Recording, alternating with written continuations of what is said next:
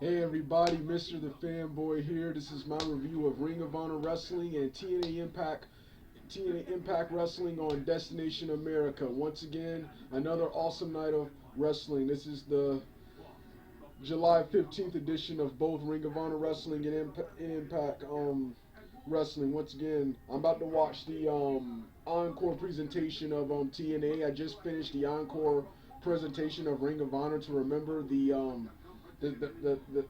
wrestlers in the second match. And with that being said, here is my review of Ring of Honor. Awesome night of wrestling. The show started off with Matt Sydal, the newly reborn Matt Sydal, taking on Adam Page with BJ Whitmer and I keep forgetting that Carino guy, this indie jobber looking guy who Adam Page and BJ Whitmer a couple of weeks ago forced to wrestle the monster Moose. But it was them in a singles match. This was an awesome match. This was an awesome match to start the show. Matt Sydal has come a long way as a veteran. In my opinion, he sucked in WWE. He had some good matches, but he sucked in WWE. He sucked in WWE. In Ring of Honor, he's a badass. He's a badass, strong underdog face, and I love the new beard he has. He doesn't look like such a jobber anymore. He doesn't look like such a jobber when he has the cool jacket and the shirt he comes out in. Just awesome. This was an awesome match. Adam Page controlled. It started off technical. Adam Page controlled most of the match. Matt Sydal won the match with the shooting star press. So now they're both even. I think the last pay-per-view was Death Before Dishonor. I don't know what the last pay-per-view was, but at the last pay-per-view, Adam Page defeated Matt Sydal, and Matt Sydal defeated him here. So I guess they're gonna have the rubber match at the next pay-per-view. At the end of the match, BJ Whitmer and Page attacked Matt Sydal, and ACH came to the rescue, and Adam Page hit one of Kazarian's finishing maneuvers on Matt Sydal on a pile of chairs. The next match of the night was Silas Young, the real man, Silas Young versus Will Ferrara. This was another awesome match. Awesome stuff. Much to my surprise, Silas Young, he looked like the face last week, but he was the heel this week. Dalton Castle looks like the heel, but is the face in this feud. Well, anyway, he was the heel in this match. He controlled most of the match with Will Ferrara getting some good shots in until the end when Dalton Castle's men came and distracted Silas Young, allowing Will Ferrara to pin him with a schoolboy, and Silas Young took out Dalton Castle's men. The next match of the night was the match I actually tuned in for. This was announced last week. This was Jay Lethal versus Jay Briscoe, I think, for the ROH Television Championship. The ROH Television Championship. This was a back and forth.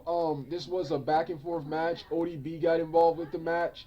The other members of the House of Truth got involved in the match. Awesome match. The match ends when Jay Lethal hits the lethal injection maneuver, the springboard off the ropes into a diamond cutter, into a net breaker, into a diamond cutter on Jay Briscoe to pin him for the 1, 2, 3. At the end of it, the other Briscoe comes out, and at the end of the day, the House of Truth attacks Jay Briscoe after the match, and the other Briscoe come out afterwards. The numbers games gets to the Briscoes and ODB. So ODB and Roderick Strong hit the ring, and the House of Truth retreats, and Roderick Strong first suggests a 6-man tag team match for next week, but ODB then cuts him off and says no, a 4-way tag team match. ODB, Roderick Strong, and the Briscoe brothers versus Truth Martini, the other two members of the House of Truth, whose names I can't remember right now, and Jay Lethal next week. So right there, that was Ring of Honor. Another awesome episode of Ring of Honor Wrestling. Now for TNA Impact Wrestling. This episode of Impact Wrestling was enjoyable, but it wasn't that good. But it was enjoyable. The show started off awesome. It started off with all of the TNA employees, with the exception of Pope and Josh Matthews, on the outside of the ring. Even Gregory Helms, who has a backstage position with the company now, was out there. Everyone was out there. Dixie Carter apologized to the fans for all the stuff she did, and she says she put over the TNA roster, the best roster, the TNA roster, and said that wrestling, just like Drew Galloway said, wrestling must live on here. Wrestling must live on here, and once again just apologizes to the fan and says she's not running the company, and she says she's not going to be in charge, but someone else is, and Ethan Carter comes out.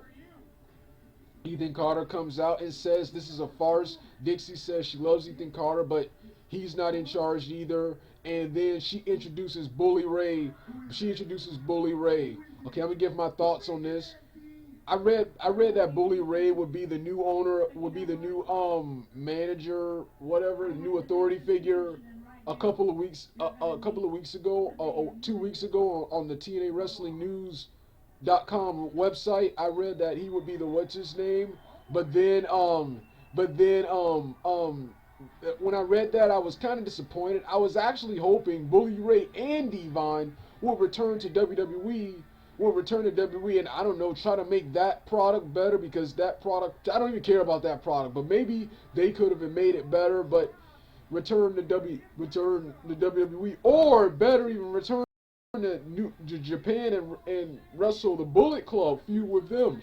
But of course he returned to TNA. But so I didn't like this, but this was good. Once again, he had all the members come on the apron. Now they were on the outside of the ring. He had all the members come on the apron because he wanted all of them to be equal. All the roster came on the apron with the exception of EC3 and Tyrus.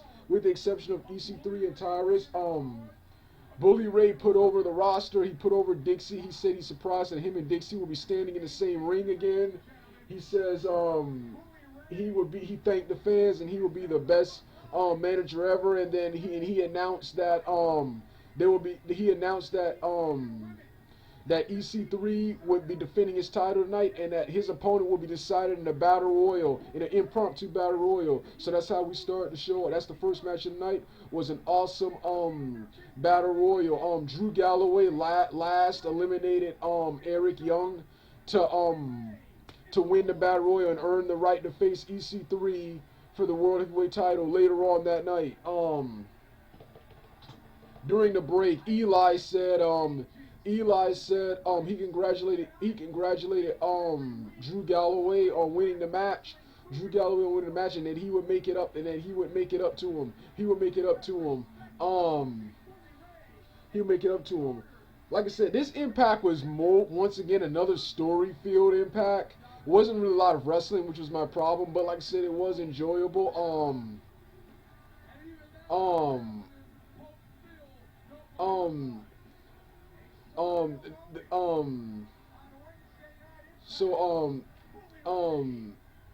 So the next match of the night was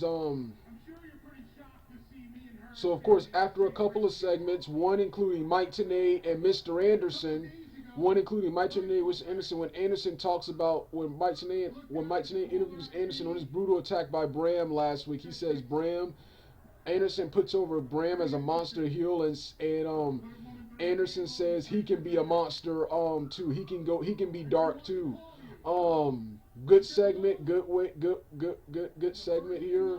Next one was Rockstar Spud and Bully Ray segment. Rockstar Spud was first off, Rockstar Spud said he was surprised to see Bully Ray here, and he said he doesn't feel too good after losing the title to Kurt Angle. Bully Ray has reminded him that all of us All of the wrestlers have lost to Kurt Angle. Kurt Angle's the best and encourages him to go after the X Division title segment. Then of course I mentioned the Drew Galloway and Eli Drake segment. Then of course the second match of the night, of course, was the Fatal 4-Way match. Was the Fatal 4-Way match between the Fatal 4-Way match between oh yeah, Grado, DJZ, X Division champion Tigre Uno and Rockstar Spud for Tigre Uno's X Division championship. This match wasn't really as good as I hoped it to be. It was more comedy. It was more comedy. It wasn't that long, and it wasn't that long. But it was good to see all these guys, especially Spud and Grado, back on Impact. Um Tigre Uno does the Phoenix Splash on Grado, which he actually botches, but Grado sells it anyway, and Tigre Uno covers him for the pin, and Spud is disappointed that he let another one slip through his fingers. The next match of the night was was the Terran Terrell promo. Was a Terran Terrell promo. I didn't care about the knockouts match. Oh, Terrence Terrell fought Brooke Adams, and I thought this match kind of sucked, but I love the end of the match. The end of the match,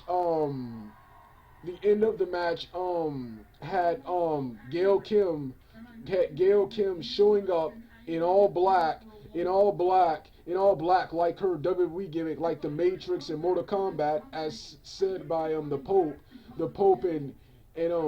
and took out each of Terran Terrell's